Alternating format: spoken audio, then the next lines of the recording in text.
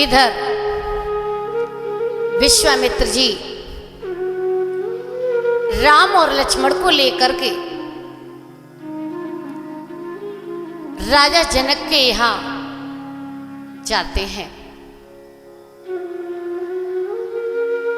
देखा है कि आगे एक सूखा सा आश्रम दिखाई दे रहा है।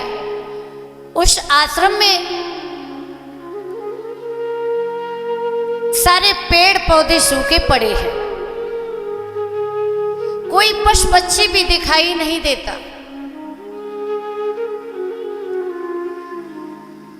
प्रभु राम हमारे पूछने लगे हैं, गुरुदेव ये कैसा आश्रम है, इसमें तो कुछ भी समझ में नहीं आता। कहने लगे, गुरुदेव मुझे तो ये मालूम पड़ रहा है कि इसमें तो पशु पक्षी भी नहीं रहते। आगे देखा है तो पत्थर की शिला दिखाई दे रही है। हमारे रघुनाथ पूछने लगे, गुरुदेव ये मैं क्या देख रहा हूं। विश्वामित्र जी समझा करके कहने लगे, बेटा ये अहिल्या है और आपकी आश करती हुई और आज के दिन के लिए इंतजार था इस अहिल्या को। बेटा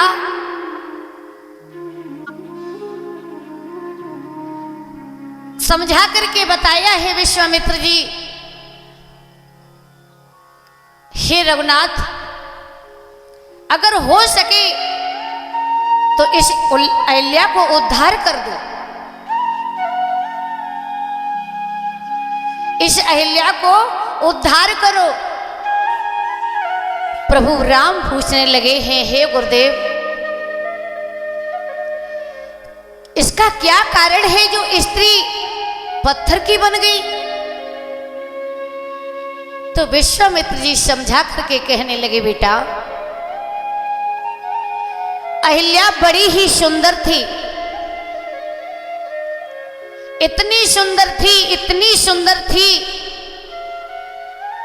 जिससे कि कुछ कहने में नहीं आता। ब्रह्मा जी भी सोच विचार में पड़ गए कि अहिल्या इतनी सुंदर है और सुंदर के साथ साथ उसका दिमाग भी बड़ा तेज था। इधर ब्रह्मा जी विचार करते हैं, मैं अहिल्या के लिए इतना सुंदर वर कहां से लाऊंगा। एक बार देखा है पूजा पाठ करती थी अहिल्या, तो इंद्र की दृष्टि अहिल्या के ऊपर पड़ गई।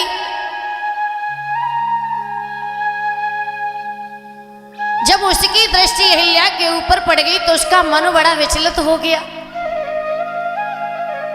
और जाकर के ब्रह्मा जी से निवेदन करते हुए कहने लगा, प्रभु मेरी शादी अहिल्या के साथ में करवा दो। ब्रह्मा जी ने जवाब दिया है, बेटा इंद्र आपके साथ अहिल्या का विवाह नहीं हो सकता,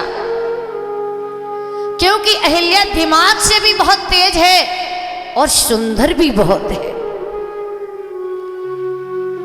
बताया है परीक्षित महाराज, कुछ देखा है कि जो सुंदर नारियां होती हैं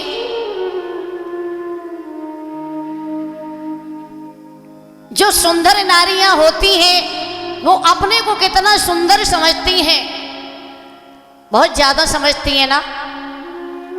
लेकिन जो घूंघट डालती हैं हमारी माताएं बहनें, वो क्यों घूंघट चला है? वो इसीलिए चला है कि अपनी काया को ढक करके रहे। और आप तो जानते हैं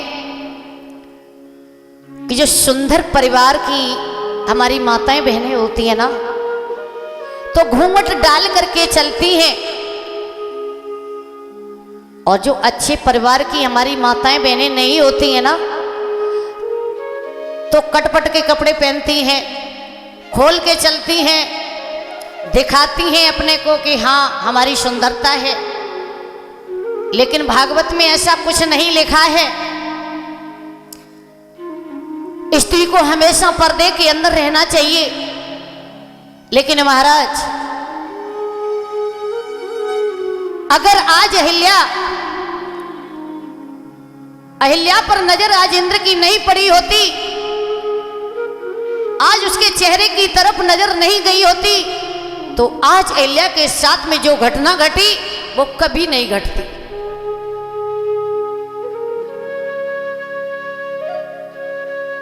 उसके बाद ब्रह्मा जी ने तो मना कर दिया। धीरे धीरे कुछ समय बीत गया तो देखा है कि गौतम ऋषि बड़े ही सुंदर थे, लेकिन ऋषि थे। गौतम ऋषि को देख करके ब्रह्मा जी ने अहिल्या की शादी गौतम ऋषि के साथ में करवा दी। बड़े ही प्यार से उस कुटिया में रहने लगे। अहिल्या अपने पति की मन लगा करके सेवा करती है। बड़े ही सुंदर विचार हैं। लेकिन महाराज, इंद्र के मन में कुछ चल रहा था। और बताया है ना कि किसी व्यक्ति के मन में कुछ गलत विचार आ जाए तो अपने भविष्य में, अपने जीवन में उस व्यक्ति से हमेशा सावधान रहना चाहिए। लेकिन अहिल्या ऐसा कुछ नहीं समझ पाई। बड़े प्यार से अपने पति के साथ में उस कुटिया में रहने लगी। इधर एक दिन इंद्र भाग करके चंद्रमा के पास में पहुंचा है। चंद्रमा से कहने लगा, मैं आपका सारा जीवन आभारी रहूंगा, लेकिन आप एक काम कर दो। चंद्रमा बोला, भैया बताओ, आप चिंता न करो, आपका काम मैं अवश्य कर दूंगा। उसी समय दोनों में चर्चा हुई।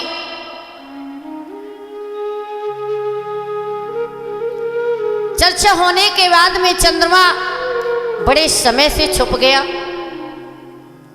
और छुप करके गौतम ऋषि के द्वार पर बैठ गया और आवाज लगाने लगा। और जब आवाज लगाई है, अब पहले तो लोग मुर्गा की बांग में गंगा का स्नान करते थे। कोई भी काम करते थे तो सोचते थे भैया मुर्गा ने बांग दे दी, सवेरा हो गया। लेकिन अब तो घड़ी घड़ी देख लेते हैं। हाँ, पहले से कुछ बहुत बदलाव हो गए हैं। तो इधर चंद्रमा मुर्गा बना बैठा है गौतम ऋषि के द्वार पर। इधर इंद्र ने क्या किया, गौतम ऋषि का भेष बना लिया। और जैसे इधर मुर्गा ने बांग लगा दी, चंद्रमा ने बांग लगा दी, तो गौतम ऋषि ने अपने वस्त्रों को उठाकर गंगा स्नान करने के लिए चले जाते हैं। रास्ते में जा ही रहे हैं, लेकिन विचार एक आता है कि जब मैं गंगा स्नान करने जाता था तो बड़ी बड़ी सुंदर हवाएं चलती थी, बड़े सुगंधित फूल खिलते थे, बड़ी सुंदर खुशबू आती थी। आज दुर्गंध कैसी आ रही है रास्ते में। विचार करते जा रहे हैं। धीरे धीरे धीरे धीरे आगे गंगा जी के घाट पर पहुंच जाते हैं। और जैसे ही गंगा जी में घुसने को चाहा, वैसे ही गंगा जी की लहरों से आवाज आई, गौतम ऋषि ये क्या कर रहे हो? अरे तुम्हारे घर ही छल हो रहा है। अरे अभी गंगा स्नान करने का कोई समय नहीं है, जाओ जाकर के देखो। उसी समय गौतम ऋषि ने अपने वस्त्रों को उठाया और भाग करके जल्दी जल्दी की चाल में चलने लगे हैं। लेकिन महाराज गौतम ऋषि जैसे ही अपने आश्रम पे पहुंचे तो देखा है कि चंद्रमा मुर्गा बना बैठा है। गौतम ऋषि कहने लगे, तो अच्छा तू आज यहां बैठा है, तेरी चाल हमारे समझ में आ गई है। और एकदम से उस चंद्रमा को श्राप देने लगे, अरे पापी नीच दुष्ट, तो तू आज यहां छल करने के लिए द्वार पर बैठा है। जा, तुझे मैं श्राप देता हूं कि तेरा मुंह हमेशा हमेशा के लिए काला हो जाए, कलंकित हो जाए, चला जाए यहां से पापी।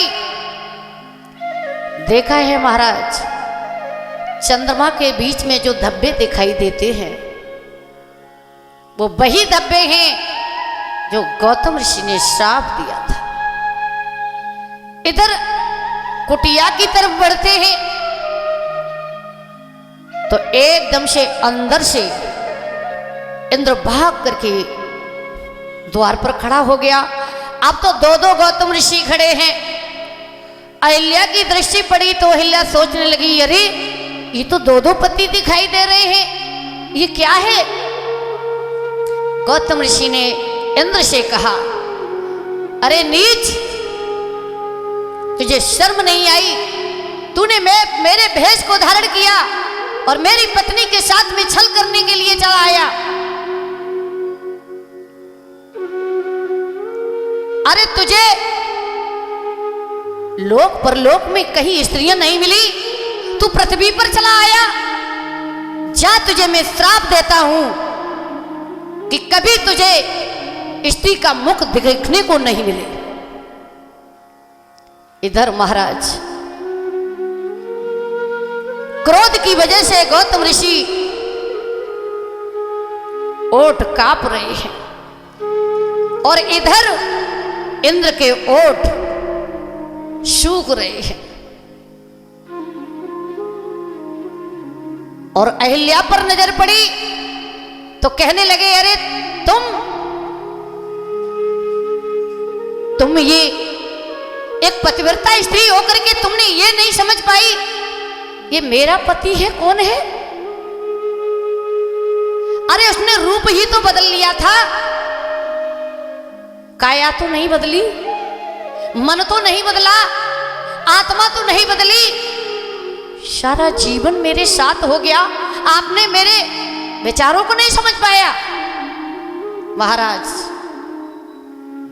एकदम से चिल्ला करके गौतम ऋषि कहने लगे, जाओ अहिल्या, मैं तुम्हें श्राप देता हूं, तुम इसी वक्त पत्थर की हो जाओ। लेकिन परीक्षित महाराज, अहिल्या एक पतिव्रता स्त्री थी, अगर चाहती तो इंद्र को एक ही बार में उसको भस्म कर देती। लेकिन अहिल्या ने ऐसा क्यों नहीं किया। एक बार इंद्र की अप्सराएं विमान के माध्यम से ऊपर को जा रही थी। अहिल्या के मन में कुछ था, सोचने लगी, अरे मैं भी किसी राजा की पत्नी होती तो मैं भी विमानों के द्वारा आज आकाश लोक से उड़ के जाती। विचार उठा, लेकिन ऐसा ही नहीं, अहिल्या के मन में कुछ था। विश्वामित्र जी कहने लगे हैं, हे रघुनाथ, अहिल्या इसी श्राप के कारण आज पत्थर की बनी पड़ी है। बेटा अहिल्या को उद्धार करो। बेटा राम, आज मेरे प्रभु ने अपने चरणों की रज से अहिल्या को उद्धार किया है।